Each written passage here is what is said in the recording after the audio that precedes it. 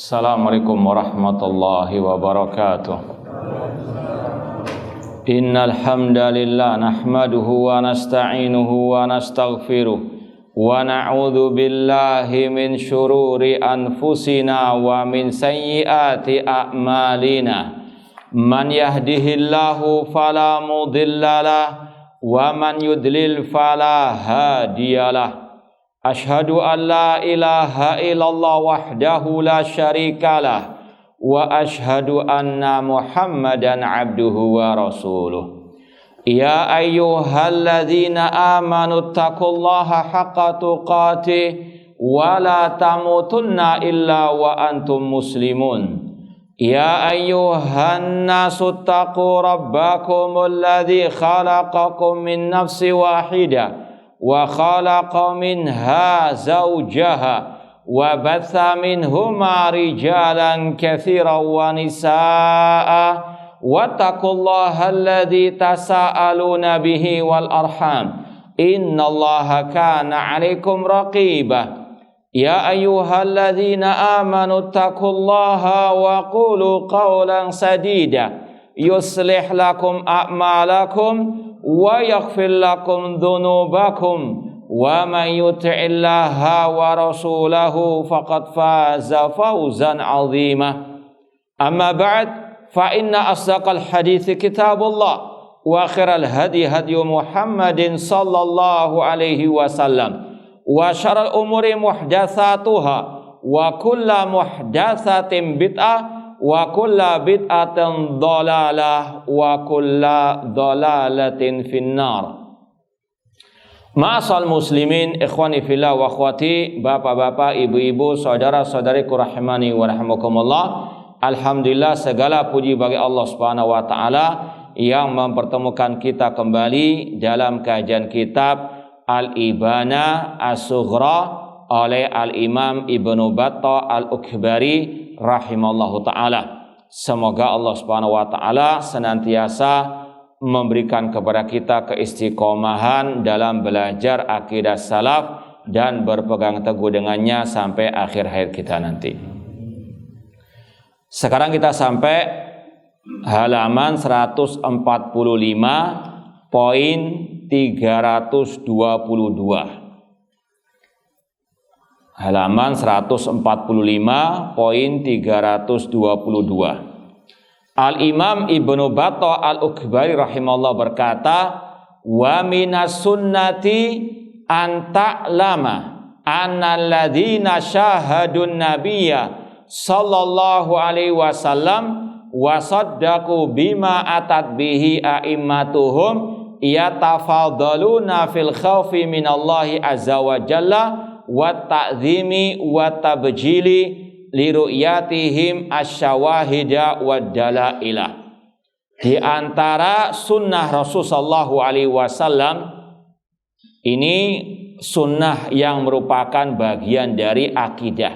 Ya, sekali lagi, sunnah dalam bab ini secara umum berkaitan dengan metode Rasul sallallahu alaihi wasallam, jalan hidup Rasul. Ada sunnah yang itu hukumnya wajib, ada yang mustahab. Ini yang wajib, bahkan ini berkaitan dengan masalah al-aqidah. Dan sudah kita lewati pembahasan masalah ini, yaitu masalah definisi al-iman. Di awal pembahasan masalah at-tauhid. Ya, sekedar murajaah biar antum tahu. Halaman 81 itu awal pembahasan tentang al-aqidah dan tauhid. Ya, sudah kita jelaskan, sebutkan ada 5 bab dalam buku ini. Bab yang kedua tentang al-aqidah wa tauhid yang dibahas pertama kali oleh Imam Ibnu Battah Al-Ukbari tentang masalah al-iman, definisinya. Demikian pula tentang masalah al-istisna fil iman, dan yang sekali lagi berkaitan dengan masalah al-iman. Ya, silakan dimurajaah kembali. Di sini ditegaskan lagi termasuk sunnah, yaitu masalah akidahnya ahli sunnah wal jamaah, yaitu anta'lam engkau wajib mengetahui bahwasanya para sahabat Rasul yang hidup bersama Rasul menyaksikan sendiri Nabi Shallallahu Alaihi Wasallam dan mereka membenarkan apa yang disampaikan oleh imam-imam mereka. Yatafadhaluna fil khaufi minallah azza wa jalla.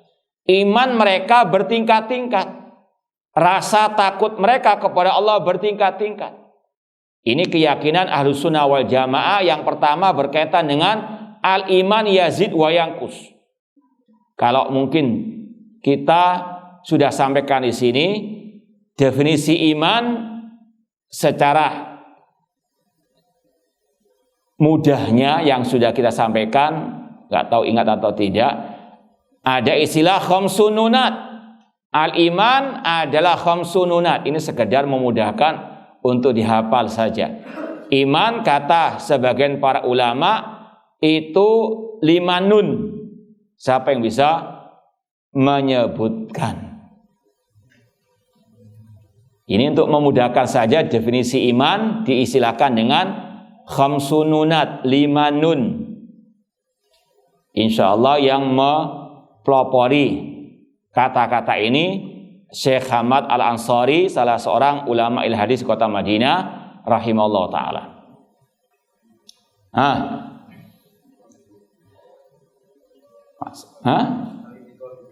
Al-i'tiqadu bil janani, ya. Al-qaulu bil lisani. Al-amalu, bukan nun berarti. Bil arkani, pokoknya ya terakhirnya nun semuanya. Kemudian yazidu bi ta'atir rahmani wa yanqusu bi ta'atis syaitani. Ahsantum. Kata Syekh Hamad Al-Ansari, iman menurut Ahlus Sunnah 5 nun. Ini sekedar memudahkan saja untuk dihafal bagi yang mau menghafal. Kalau nggak mau ya susah. Dan itu pun dengan bahasa Arab, nggak bisa dengan bahasa Indonesia. Karena ini berkaitan dengan tadi sajak dalam bahasa Arab. Iman adalah 5 nun, karena nanti akhirnya diakhiri dengan nun, huruf nun. Yang pertama al-i'tiqadu bil janani, iman adalah keyakinan dengan hati, bil janani. Kemudian qaulun bil lisani, ucapan dengan lisan. Wa amalun bil arkani, amalan anggota badan, bil arkani. Yazidu bi ta'atir rahmani, bertambah dengan mentaati Allah yang Maha Penyayang Ar-Rahman. Wa yanqusu bi ta'ati syaitani, dan berkurang dengan mentaati asyaitan. Jadi sekali lagi ini definisi Ahlussunnah tentang al-iman. Iman harus terangkai dari 3 hal tadi, keyakinan, ucapan, dan amal perbuatan, bisa bertambah, bisa berkurang. Ini sudah kita lewati sekali lagi di awal bab tentang akidah dan tauhid. Di sini ditegaskan lagi bahwasanya orang-orang yang beriman itu bertingkat-tingkat keimanannya, tidak satu derajat. Di antaranya para sahabat Rasul SAW. Kita yakini para sahabat Rasul manusia yang terbaik. Mereka manusia termulia setelah para nabi, para rasul. Namun mereka bertingkat-tingkat keimanannya.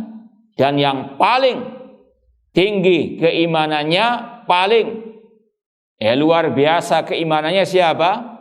Abu Bakar As-Siddiq radhiyallahu taala anhu. Kemudian Al-Khalifatul Rasyid Umar bin Khattab. Ini di antara para sahabat yatafaddalu, bertingkat-tingkat. Apalagi Abu Bakar As-Siddiq yang sekali lagi di antara mengapa beliau yang paling kuat kokoh keimanannya dibandingkan yang lainnya, karena tadi di antaranya li ru'yatihi musyawahid wad dalail. Abu Bakar As-Siddiq melihat sendiri bagaimana mukjizat turun kepada Rasulullah SAW secara umum kepada para sahabat. Namun Abu Bakar Siddiq karena selalu bersama Rasul. Bahkan seperti yang sudah kita lewati ucapan Al-Khalifatul Rasyid Ali bin Abi Thalib. Aku mendengar Rasul berkata, kharajtu ma'a Abi Bakar wa Umar. Aku keluar bersama Abu Bakar wa Umar. aku pergi bersama Abu Bakar wa Umar. Mereka senantiasa menemani Rasul. Semakin kokoh iman mereka karena melihat langsung bagaimana al-iman, ya, bagaimana wahyu turun kepada Rasul sallallahu alaihi wasallam. Demikian pula dalam masalah al-khauf, rasa takut mereka kepada Allah bertingkat-tingkat. Inna ma yakhsyallaha min ibadihi al-ulama. Para sahabat yang paling takut kepada Allah Subhanahu wa taala setelah para anbiya wa rasul. Namun mereka juga bertingkat-tingkat rasa takutnya. Abu Bakar As-Siddiq di antaranya. Demikian pula Umar bin Khattab. Bahkan yang kita sering dengar bagaimana Umar bin Khattab takut dia atau beliau termasuk dari kaum munafikin. Sampai Aba bertanya kepada Hudzaifah bin Yaman tentang siapa nama-nama orang munafikin yang telah disebutkan oleh Rasulullah sallallahu alaihi wasallam. Itu ketakutan para sahabat Rasulullah sallallahu alaihi wasallam. Di antara sebabnya karena tadi beliau Abu Bakar As-Siddiq, Umar bin Khattab melihat langsung wahyu turun kepada Rasulullah sallallahu alaihi wasallam, melihat langsung mukjizat Rasulullah sallallahu alaihi wasallam. Ya. Cuma antum juga jangan istilahnya ngiri, ya. Ataupun naudzubillah min, kenapa Allah enggak menciptakan aku pada zaman sahabat Rasul? Iya, kalau antum jadi sahabat, kalau jadi munafik, jadi Abdullah bin Ubay, jadi Abu Lahab, naudzubillah min dzalik. Jangan dilihat yang apa?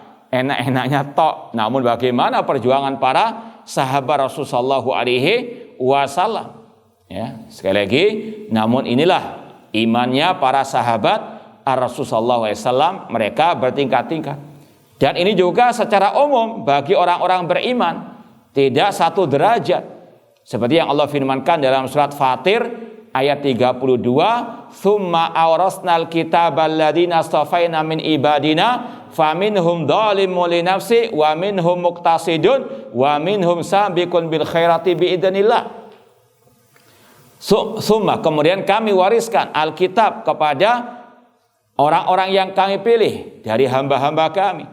Di antara hamba-hamba kami, yaitu maksudnya orang beriman, ada di antara mereka yang zalim li nafsi, mendolimi diri mereka, yaitu yang berlumuran dengan dosa, meninggalkan perintah, melakukan larangan Allah. Kemudian yang kedua, muktasid, yang pertengahan, hanya mencukupkan diri dengan yang wajib saja, tidak melakukan yang mustahab, yang sunnah.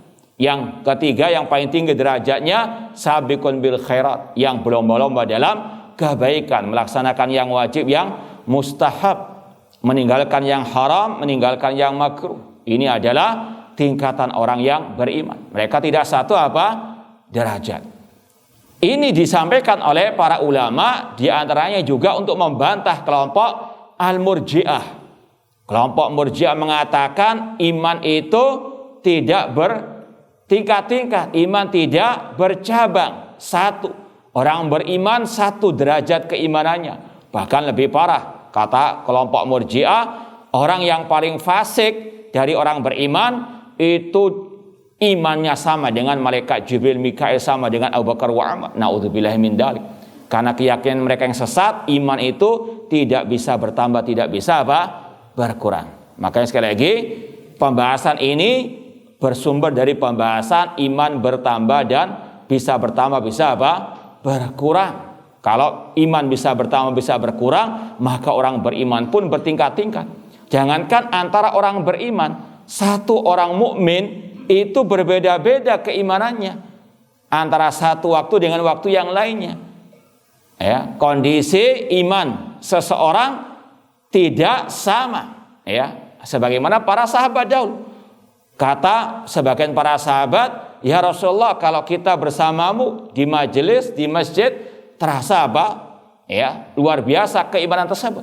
Namun setelah kita pulang ke keluarga kita, mulai mengalami pasang surut keimanan." Bahkan para sahabat senantiasa mengatakan, "Ta'alau nu'min sa'atan." Kemarilah kita duduk sejenak memperbaharui keimanan. Kita semuanya merasakan pasang surut keimanan. Iman tidak satu derajat antara orang beriman dan juga antara kondisi dari waktu ke waktu seseorang yang beriman kepada Allah Subhanahu wa taala. Makanya harus terus dimanage iman tersebut. Ketika turun dinaikkan lagi. Ya. Kata Imam Ibnu Battah Al-Ghubari rahimahullah, yatafadhaluna fil khafi minallah azza wa jalla. Mereka bertingkat-tingkat dalam ketakutan kepada Allah Subhanahu wa taala, wa ta'zim dalam mengagungkan Allah Subhanahu wa taala, wa tabjil li ru'yatihim asyawahid wa dalail. Wa kadzalika ahlul iman fit tasdiq ya'lu ba'dhum ba'dha. Demikian pula orang-orang yang beriman dalam masalah pembenaran, tidak satu tingkat. Makanya Abu Bakar As-Siddiq digelari dengan As-Siddiq karena luar biasa tasdiknya beliau kepada Rasulullah sallallahu alaihi wasallam. Seperti dalam kisah Al-Isra wal Mi'raj, bahwasanya orang kafir Quraisy ingin memprovokasi Abu Bakar As-Siddiq, itu sahabatmu, yaitu Nabi, mengatakan dia diisrakan dari Masjidil Haram ke Masjid Al-Aqsa, kemudian di-mi'rajkan ke langit ke-7. Kata orang musyrikin jahiliyah, ini enggak masuk akal. Namun Abu Bakar As-Siddiq mengatakan, kalau itu yang mengabarkan Rasul, aku membenarkannya. Makanya beliau digelari dengan apa? As-Siddiq, selalu membenarkan kabar berita dari Rasul sallallahu alaihi wasallam. Bahkan sebagaimana yang sudah kita sering kisahkan, ketika orang-orang kafir atau kaum muslimin dari kalangan Arab Badui mau murtad, sedangkan pasukan Usama sedang berperang di luar kota Madinah. Namun Abu Bakar Siddiq tidak mau menarik pasukan Usama, meskipun sebagian sahabat memberikan masukan untuk ditarik pulang, karena kota Madinah dalam keadaan gawat darurat, krisis militer waktu itu. Namun Abu Bakar Siddiq bersikeras membenarkan apa yang dilakukan Rasul itu pasti baik, pasti akibatnya akan baik. Sampai-sampai beliau mengatakan, lau jaratil kilab ala arjuli azwaji Rasulullah maradatu jaisan arsal Rasulullah sallam wala halaltu liwaan aqada Rasulullah sallam. Aku tidak akan mungkin memulangkan pasukan yang telah dikirim oleh Rasul, dan aku tidak akan mungkin menurunkan bendera yang dikibarkan oleh Rasul. Dan akibatnya pasukan Usama menang, orang Arab Badui yang mau murtad tidak jadi menyerang kota Madinah atau kalah sebelum berperang. Ini hasil daripada tasdik ittiba kepada sunnah Rasulullah sallallahu alaihi wasallam. Tasdiknya orang beriman tidak sama. Wa kadzalika wujudul a'mal ala qadri ma utina fis sudur minal ilmi billahi wal iman. Demikian pula amalan orang-orang yang beriman tidak satu derajat, tidak satu tingkat. Dulu bahkan antara Abu Bakar dan Umar bin Khattab berlomba-lomba dalam kebaikan. Namun Abu Bakar As-Siddiq selalu menang atas Umar bin Khattab. Ketika Abu Bakar As-Siddiq bersedekah, menyedekahkan semua harta beliau. Namun Umar hanya sebagian saja. Pokoknya selalu Umar kalah dari Abu Bakar As-Siddiq. Ini antara dua manusia termulia setelah para anbiya wa rusul. Tidak sama derajatnya. Abu Bakar yang lebih banyak al-amal, lebih banyak al-iman, meskipun semuanya manusia-manusia termulia radhiyallahu anhuma. Demikian pula antara orang beriman, semuanya tergantung di antaranya al-ilmu, ilmu tentang Allah Subhanahu wa taala. Makanya pentingnya at-tauhid, terutama tauhid asma wa sifat.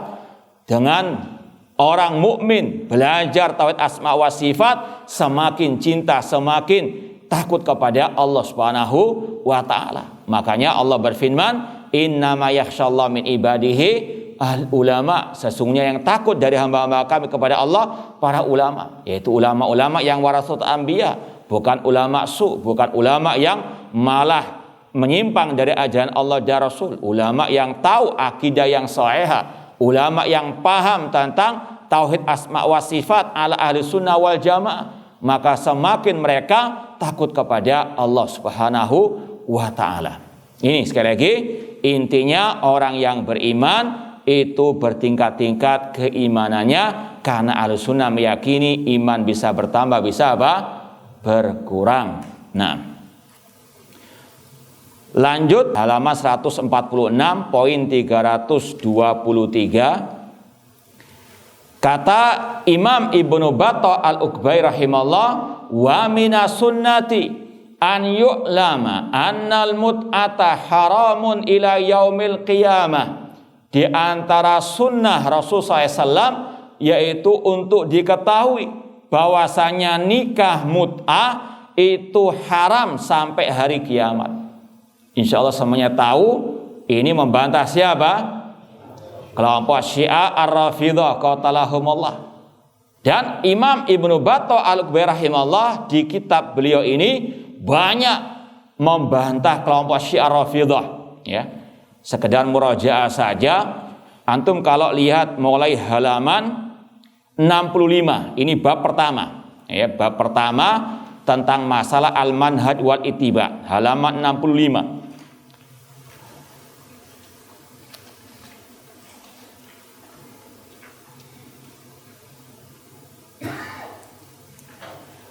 Itu ada kata-kata dari, ya, Imam Al-Firyabi ditanya oleh seseorang tentang orang yang mencaci maki Abu Bakar As-Siddiq, yaitu Rafidhah diantaranya. Maka Imam Firyabi mengatakan orang itu kafirun.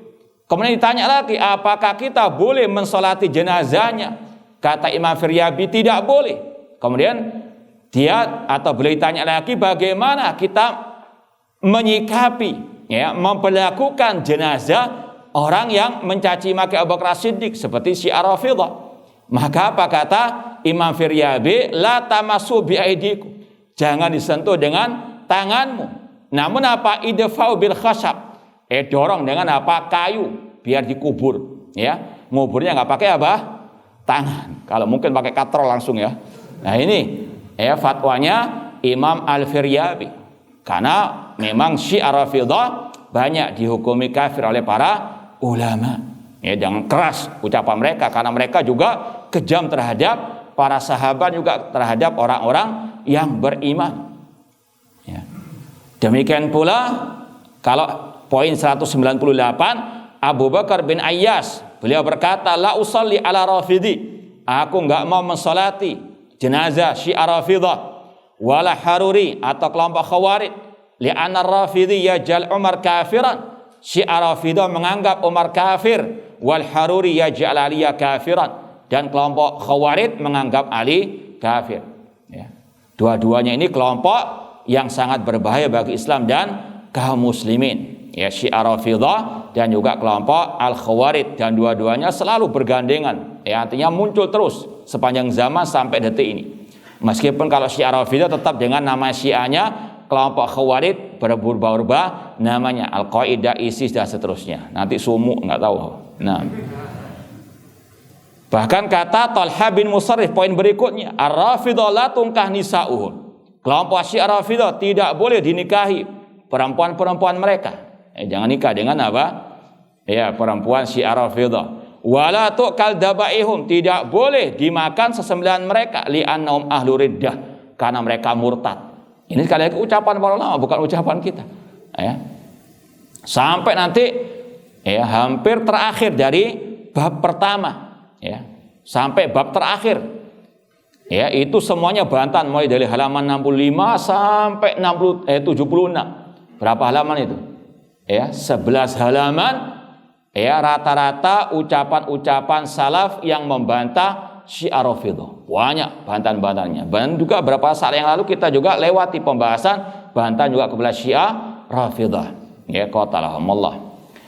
Di antaranya di sini Imam Ibnu Battah Al-Ghubari membantah kelompok Syiah Rafidhah yang menghalalkan nikah mut'ah. Nikah mut'ah itu nikah dalam waktu yang telah ditentukan oleh mereka tanpa ada wali.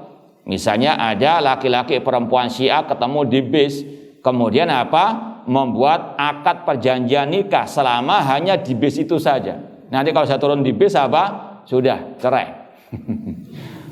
Nikah ala Syiah Rafidhah qatalahumullah. Kata, ya, para ulama dulu memang pernah dihalalkan sebelum perang Khaybar. Namun setelah itu diharamkan Rasulullah sallallahu alaihi wasallam. Ini diantara syariat yang telah dihapus oleh Rasul, seperti ziyaratul kubur. Rasul kan mengatakan kuntu nahitukum an ziyaratil kubur fazuruha. Dahulu aku mengharamkan bagi kalian ziarah kubur, sekarang ziarahlah. Lawannya kebalikannya nikah mut'ah. Dulu dibolehkan, namun setelah perang Khaybar apa? Diharamkan. Nah, ini bukan mencela-mencela ya. Na'udzubillah min dzalik. Ini syariat Allah, jangan tuduh mencela-mencela. Kufur nanti. Kemudian kata Imam Ibnu Battah al-Ghubairi rahimahullah, wa qad qala Umar ibn Khattab radhiyallahu anhu la utitu binakihi mut'atin qad alima bitahrimiha illa rajamtuhu. Tidaklah dibawakan kepadaku seorang yang sudah nikah mut'ah dan dia tahu keharaman nikah mut'ah kecuali aku merajamnya. In kana sayyiban, kalau dia sudah apa? Menikah. Dalam artian Umar bin Khattab menganggap nikah mut'ah itu seperti zina. Hukumnya kalau orang itu sudah menikah, dia apa? Dirajam. Au jalatuhu in kana bikran. Kalau dia belum menikah, masih ya sekali lagi jomblo atau masih gadis misalnya, maka dicambuk. Berapa cambuk? Kalau 100 kali seperti dalam surat An-Nur, az-zaniyatu waz-zani fajlidu kulla wahidin minhuma mi'ata jaldah. Perempuan dan laki-laki yang berzina, keduanya masih belum menikah, maka cambuklah 100 kali. Yang nyambuk siapa? Takmir masjid? Wal amr. Ya, sekali lagi ini adalah wewenang pemimpin pemerintah kaum muslimin. Kalau hukuman rajam, dalilnya mana dari ayat Al-Quran? Ada yang tahu? Di surat mana?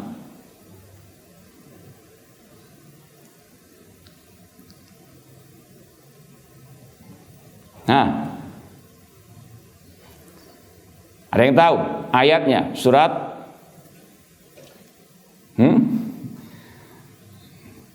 Jawabannya apa? Ayatnya dihapus lafadznya, namun maknanya masih dipraktekkan, diamalkan. Ya, kalau kita belajar nasikh wal mansukh dalam Al-Quran ada 3 kategori. Ada ayat yang dihapus lafadz dan maknanya. Ini kita nggak tahu. Ya. Yang kedua, atau contohnya masuknya, kita nggak tahu contohnya apa karena sudah dihapus apa? Lafadz dan maknanya. Yang kedua, dihapus hukumnya, lafadznya masih ada. Dan yang ketiga, dihapus lafadznya, atau yang kedua dihapus hukumnya, lafadznya masih ada. Ya, dihapus apa? Seperti dalam masalah jihad, kalau dulu perang itu 10:1. Sekarang ini di al-ana khaffafa ankum. Allah meringankan kalian. Perang antara muslim dan kafir itu 1:2 saja. Kalau dulu apa? 1:10. Dibolehkan, disyariatkan berperang meskipun 1:10. Sekarang Allah memperingan, ya, karena Allah tahu ya kondisi kaum muslimin yang semakin lemah. Al-an khaffafallahu ankum wa alima anna fikum dha'fa. 1:2 saja. Ini diantara kata ulama ayat yang masih ada lafadznya, ya, namun hukumnya sudah apa? Ya, dihapus. Ada pula yang dihapus lafadznya. Antum cari tidak akan ada di mushaf sekarang. Dulu ada di zaman awal Rasul sallallahu alaihi wasallam. Namun hukumnya masih ada kata para ulama. Yaitu tadi hukum apa? Rajam. Ayatnya ada dulu, sekarang sudah dihapus lafadznya, namun maknanya tetap berlaku. Yaitu ayat yang berbunyi asy-syaikhu wasy-syaikhatu idza zanaya farjumuhuma albata nakalan minallah. Orang yang sudah menikah, laki-laki dan perempuan, apabila berzina maka rajamlah. Ini diantara ayat yang dinasakh. Umar bin Khattab memperlakukan orang yang nikah mut'ah seperti orang yang apa? Berzina. Jadi sekali lagi nikah mut'ah itu sama dengan apa? Zina. Syiah Rafidah sebagai apa? Para penam. Jadi Syiah Rafidah itu gudangnya kekafiran, kemunafikan, kemaksiatan, kejahatan, semua ada pada mereka. Tapi jangan kulaan ke mereka. Baik. Bahkan Ali bin Abi Thalib radhiyallahu anhu dalam Sahih Bukhari, ya kalau antum mau catat hadisnya nomor 4216. Kalau mau meraja lagi, Al Khalifatul Rasyid Ali bin Abi Thalib yang mereka tuhankan, yang mereka kultuskan, beliau yang meriwayatkan haramnya nikah mut'ah. Ya, maka sekali lagi Syiah Rafidah hanya berkedok cinta Ahlul Bait, padahal Ahlul Bait tidak suka kepada mereka. Ahlul Bait di antaranya Ali bin Abi Thalib berlepas diri dari mereka. Di antaranya masalah nikah mut'ah dalam Sahih Bukhari. Ali bin Abi Thalib meriwayatkan bahwasanya anna Rasulullah SAW naha an mut'atin nisa yauma Khaybar. Bahwasanya kata Ali bin Abi Thalib, Nabi SAW melarang nikah mut'ah pada waktu perang Khaybar. Hadisnya dalam Sahih Bukhari, Sahih Muslim juga. Kalau dalam Sahih Muslim, kalau mau dicatat nomornya 1407. Ya.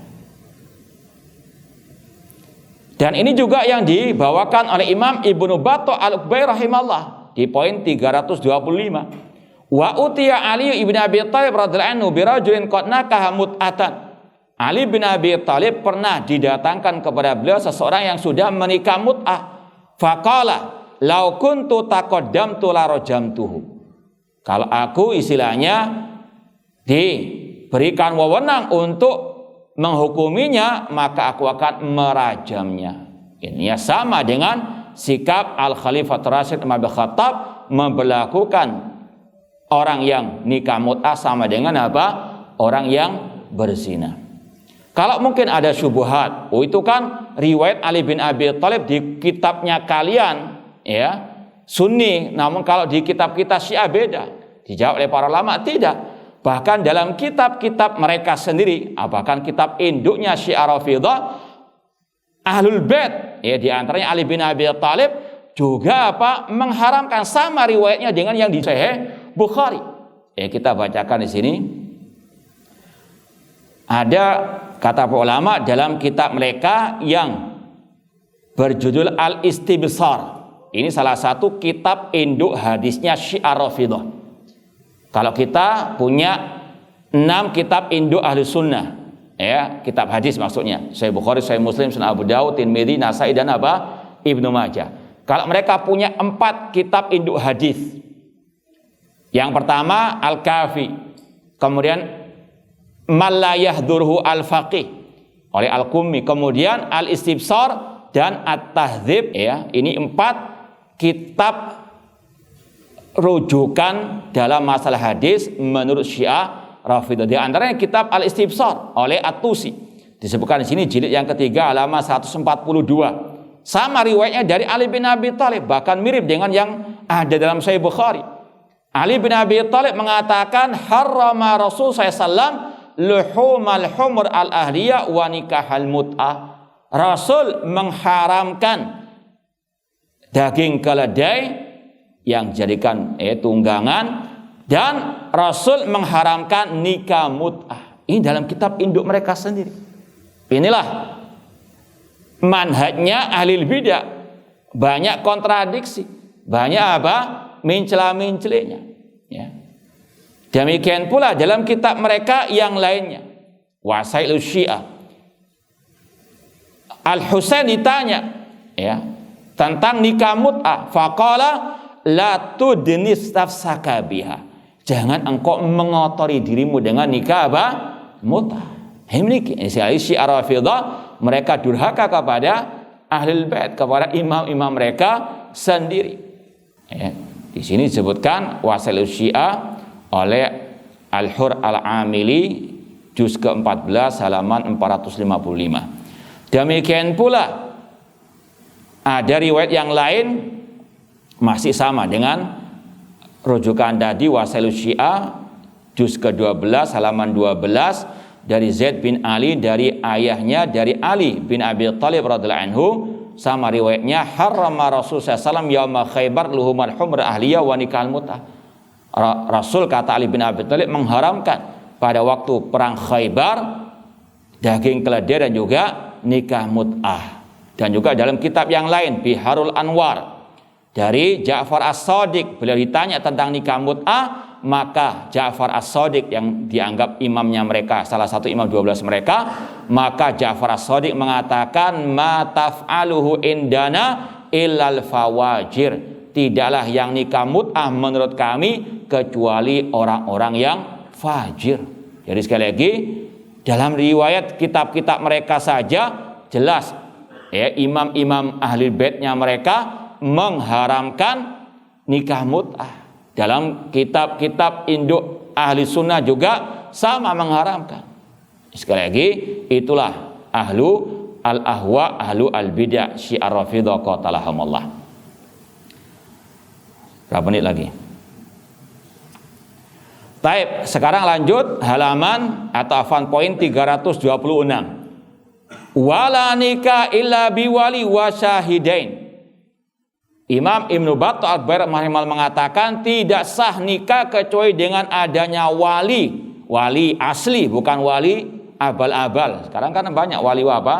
Abal-abal. Ya, ini wali asli, bapaknya mungkin dari sang wanita yang mau menikah.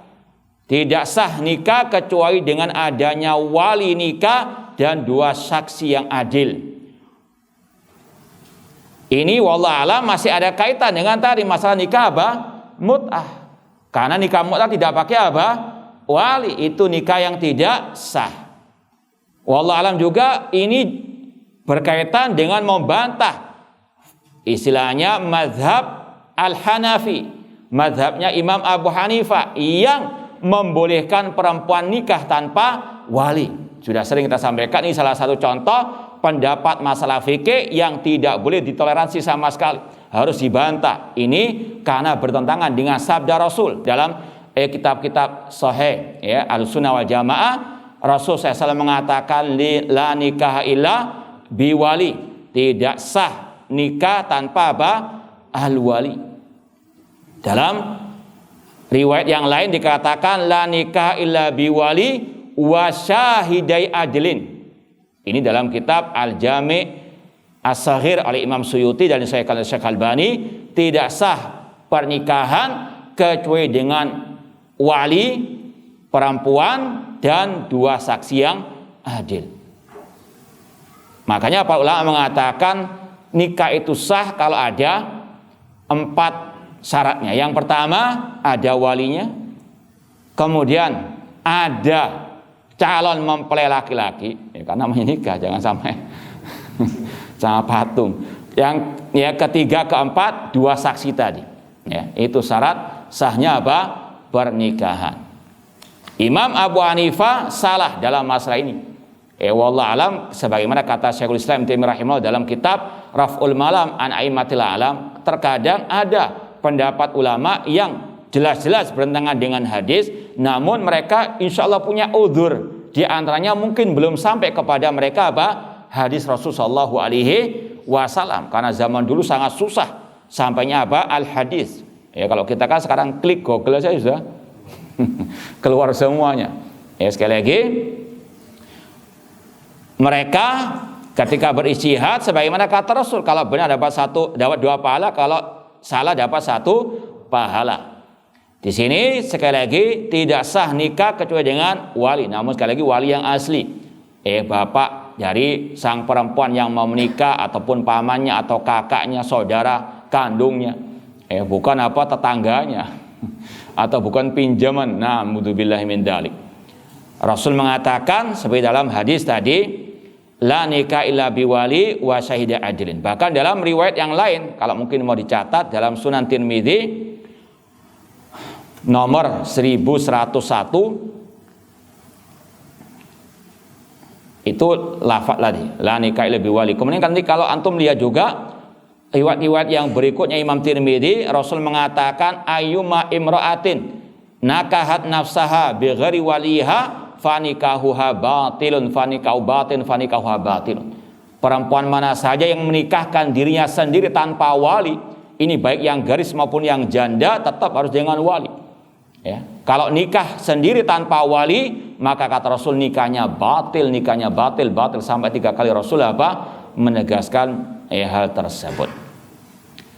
Kemudian kata Imam Ibnu Battal rahimahullah, wal khatib wal mutazawwid, yang mengkhitbah adalah tadi calon suami ataupun suami tersebut. Makanya dikatakan para ulama, syarat sah nikah ada 4, wali, calon suami, kemudian apa?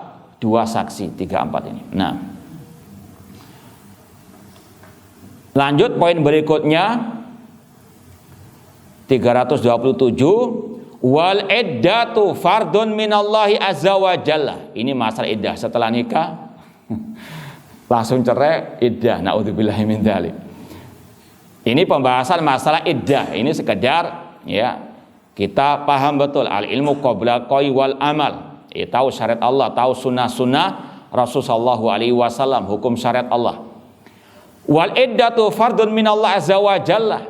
Waktu iddah perempuan, waktu menunggu perempuan setelah dicerai atau ditinggal mati oleh suaminya, ya, untuk menikah lagi, itu namanya waktu iddah.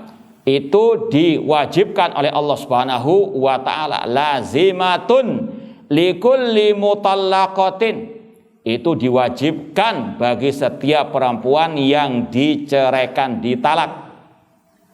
Au mukhtali'atin madkhulin biha, atau yang dia perempuan tersebut minta khulu.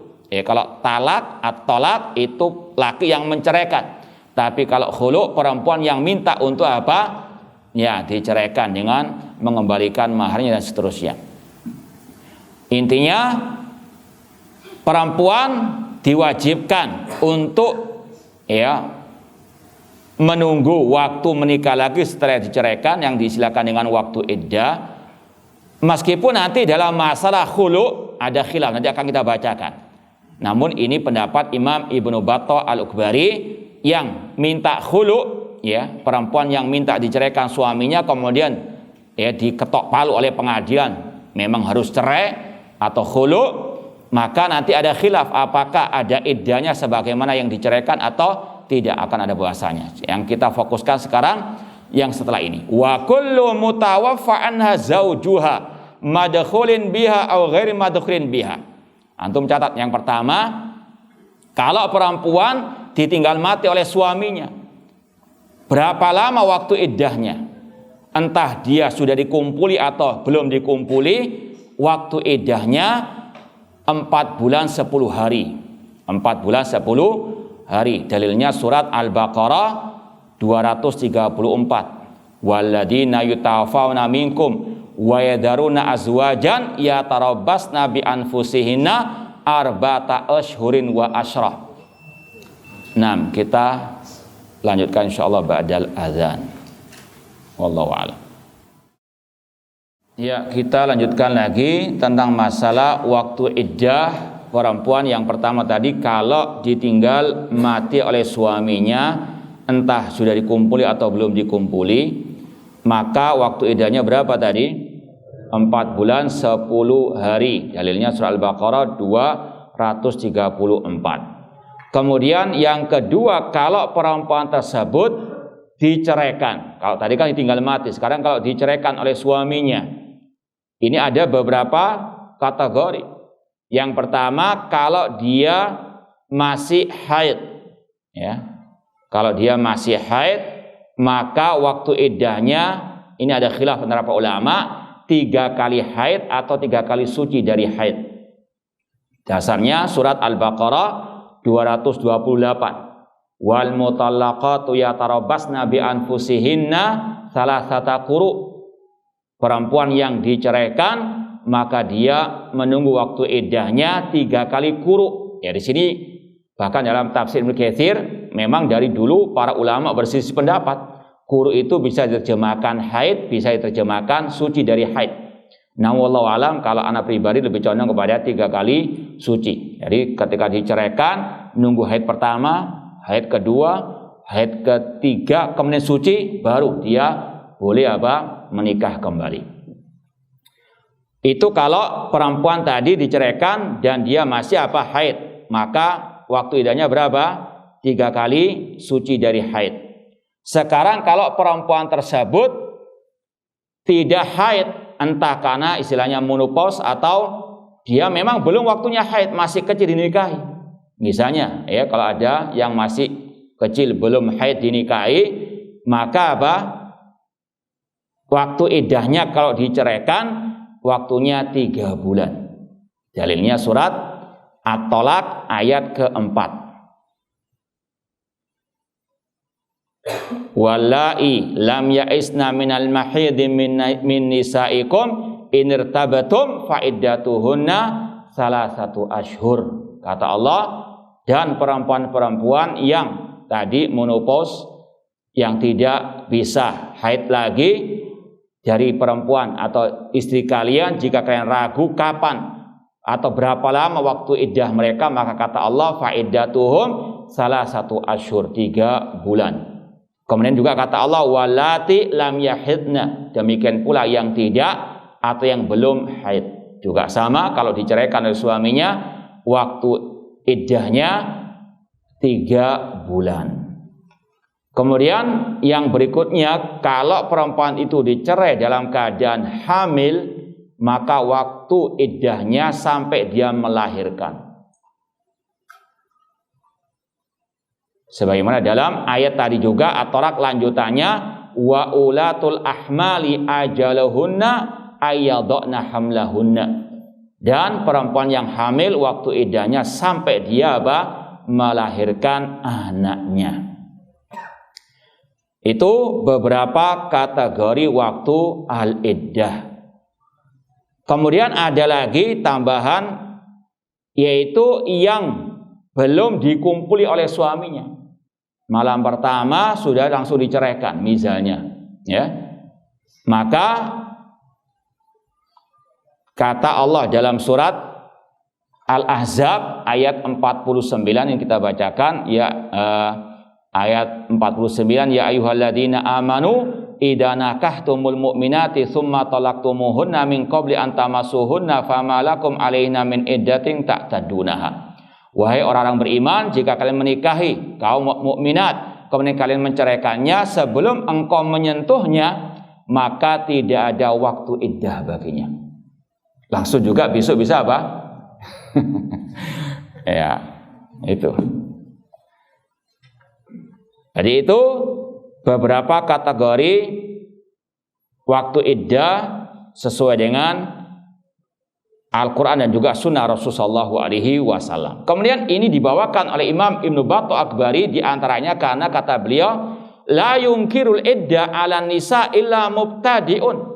Tidaklah yang mengingkari masalah iddah atas perempuan kecuali ahli bid'ah, mukhalifun lillahi wa li rasulihi, yang menyelisih Allah dan Rasulnya, radun liqaulihima, ya, membantah firman Allah dan sabda Rasul, kafirun bi kitabillah.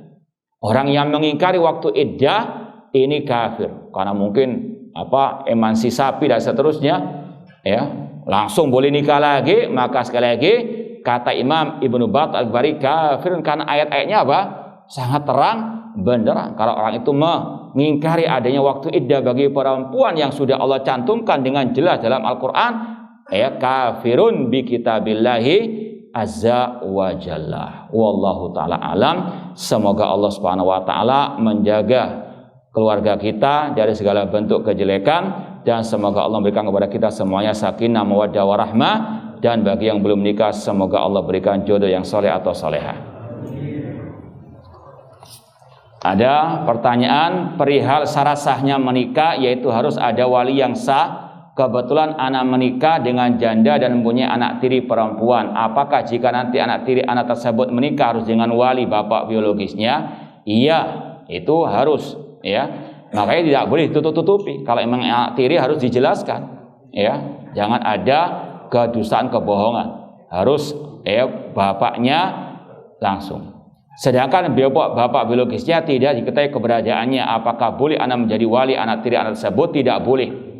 Ya, yang pertama cari. Kalau sudah berusaha maksimal tidak ketemu, maka Rasul mengatakan malah waliya fasultanuhu waliyunlah atau waliyullah.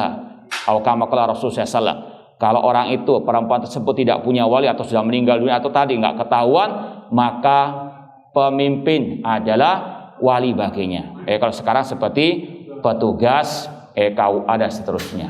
Nah,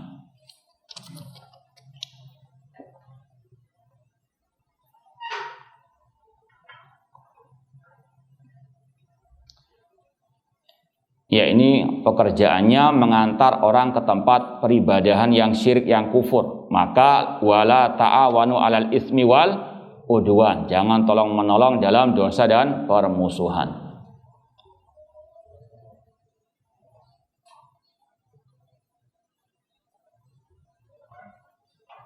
Ya, ini masalah mendoakan pemimpin dengan kejelekan tidak boleh. Ahlussunnah wal Jamaah punya prinsip doa li walil amr, doakan pemimpin dengan kebaikan, tidak boleh mendoakan dengan kejelekan. Wallahu taala alam. Ini yang mungkin bisa kita sampaikan pada kesempatan yang berbahagia ini, kurang lebihnya mohon maaf. Wa jazakumullahu khairan wa barakallahu fikum. Wassalamualaikum warahmatullahi wabarakatuh.